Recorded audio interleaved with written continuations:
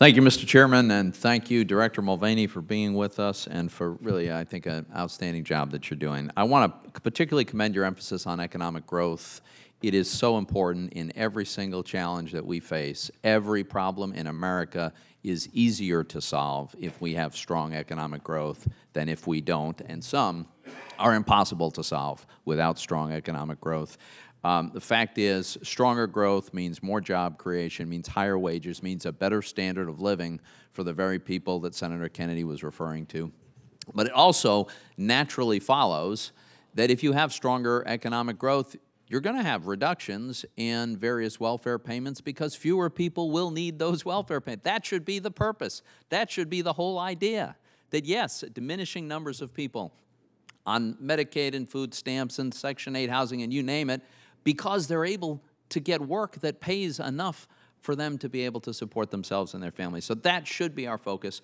Let me zero in a little bit on how we get there. I think an essential part of getting the economy growing at its potential, which I think it's easily capable of 3% growth, requires really pro-growth tax reform. I would point out, we are still laboring under an $800 billion tax increase from the Obama era that had nothing to do with Obamacare. So if we repeal all of Obamacare, as I hope we will still have this big tax increase that we are still laboring under. I see no need to lock that in permanently. Secondly, I think it's just mathematically wrong not to take account of the dynamic effect of more growth on federal revenue.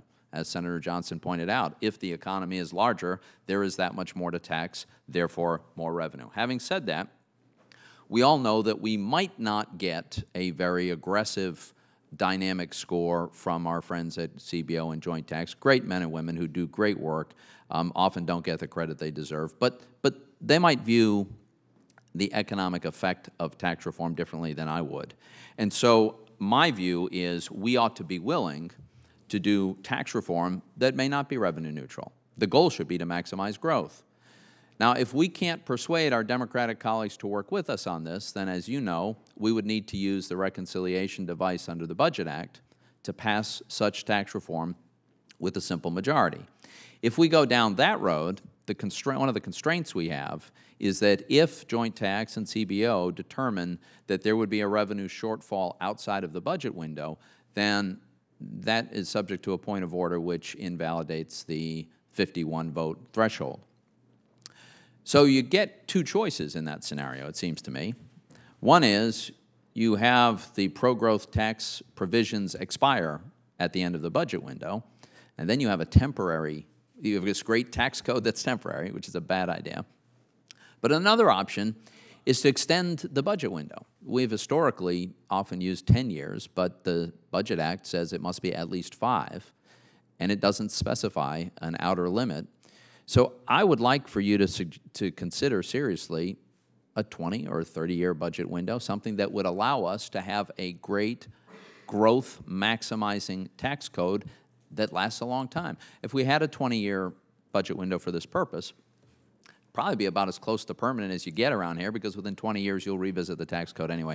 I wonder if you would just comment on your thoughts about a budget window that extends longer than 10 years. Sure, I actually think so highly of the idea. We toyed with possibly adding some consideration for a 20-year window this year, simply didn't have time to do it. We're exploring how difficult it would be to do a 10-year and a 20-year next year. So you're absolutely right, and you've talked about several of the benefits of looking at a longer term. There's a couple other ones you haven't mentioned, which is that if you want to make changes that phase in over time, especially on age-tested programs, a lot of times you take the heat but don't see the benefit because all of the benefit falls outside of the 10-year window. So there are many attributes to looking at multiple budget windows, and I think it's something that we should continue to explore.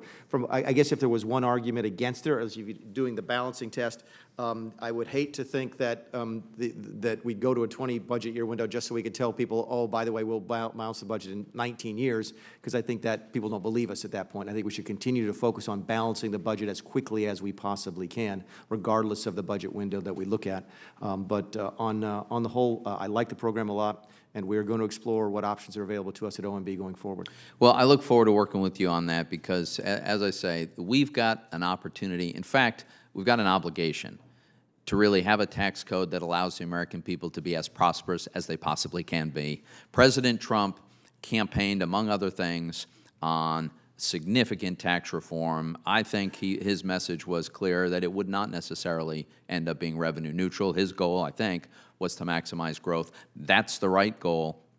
And if it takes a longer budget window to do it, then I think that's something we should seriously consider. Thank you very much for your testimony. Thank you, Senator.